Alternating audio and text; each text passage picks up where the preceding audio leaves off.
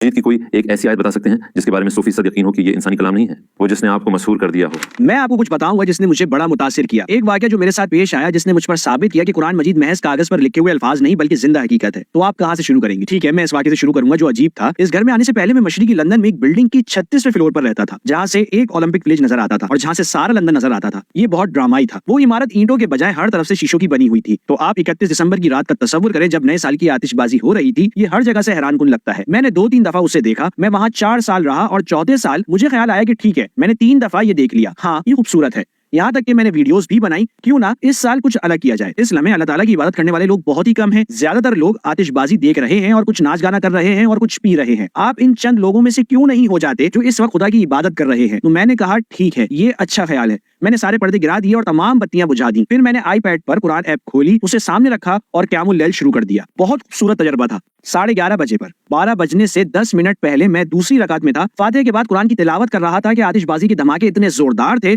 और पर्दों से बहुत से रंग झलक रहे थे, पीले नीले। ये मेरे लिए बहुत पुरकशिश था कि मुझे लगा मैं बहुत कुछ छोड़ रहा हूँ, बहुत कुछ से महरूम हो रहा हूँ। तो मैंने खुद से कहा ठीक है, ये हराम नहीं है। इस आयत के खत्म होने पर अल्लाहु अकबर कहो, रुकू करो, 2 सजदे करो और जाकर देखो, और फिर वापस आओ और फजर तक नमाज पढ़ो। दोनों काम करो। ठीक है, मैंने कहा मुझे ये आयत खत्म करने दो और अल्लाहु अकबर कहने दो। आपको पता है वो आयत कहाँ खत्म हुई? वो आयत कुछ इस तरह खत्म हुई, कुलिल्लाह तुम्मा ज़रहुम फी खौज़िहिम यलअबून। कहो अल्लाह और उनको छोड़ दो जो भी वो खेलने में मसरूफ है। मुझे अफसोस है कि ये कोई इत्तेफाक नहीं। 6234 आयत में से ये आयत कोई इत्तेफाक नहीं है। ये एक जानदार है जो आपसे बात करता है और आपको सिर्फ उससे एक ताल्लुक कायम करने की जरूरत है और ये आपसे बात करना शुरू कर देगी। ये कुरान मजीद का आपके ख्यालात के साथ ताल्लुक है। मैं आपको एक और आयत बताता हूँ जिसने मुझे बहुत मुतासिर किया और वो ये आयत है जो मुझे पसंद है और तकरीबन हर नमाज में पढ़ता हूँ। ये सूरह आले इमरान की आयत है, कुलिल्लाहुम्मा मालिकल मुल्की तुतिल मुल्का मन तशाउ व तंज़िउल मुल्का मिम्मन तशा व तुइज़्ज़ु मन तशाउ व तुज़िल्लु मन तशा बियदिकल खैर इन्नका अला कुल्ली शैइन क़दीर। एक खास रात को, ये वो रात थी दरअसल जब एक ऐसा शख्स एक मुल्क का हुक्मरान बन गया जिसे मैं नापसंद करता था और मेरा ख्याल था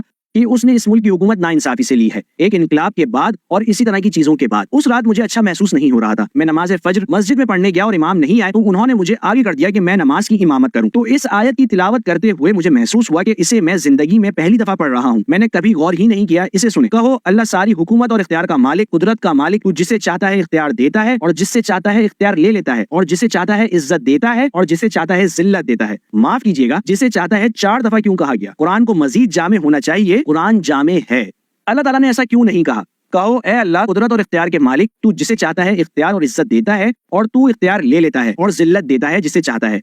हम 2 दफा जिसे चाहता है कम कर सकते थे, लेकिन अल्लाह ताला ने ऐसा नहीं किया। क्यों? अल्लाह ने इख्तियार को इज्जत और जिल्लत के साथ नहीं मिलाया। तो अल्लाह ताला किसी को इख्तियार दे सकता है और उसी इख्तियार में जिल्लत भी देता है, और अल्लाह ताला किसी से इख्तियार ले सकता है और उसके बाद उसको इज्जत दे सकता है। आप इसकी खूबसूरती को देखें, ये ज़हन को खोलने वाला है। और क्या आप जानते हैं, मैंने इसको 10,000 मरतबा पहले पढ़ा था और कभी इस तरह नहीं समझा था जब तक मैं एक खास नफ्सियाती हालत में नहीं आया, और फिर मैं इसे समझ गया और ये हैरान कुन और ज़हन खोलने वाला था। क्या आप कुरान मजीद की कोई एक ऐसी आयत बता सकते हैं जिसके बारे में 100%